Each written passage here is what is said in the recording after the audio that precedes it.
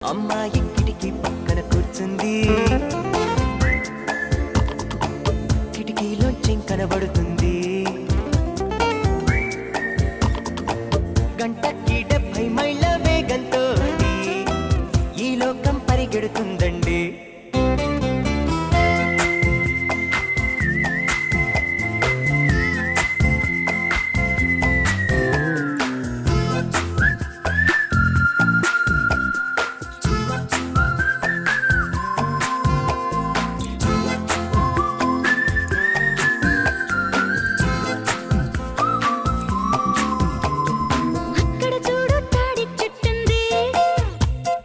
ఆకులు ఊపి టాటా చెబుతుంది.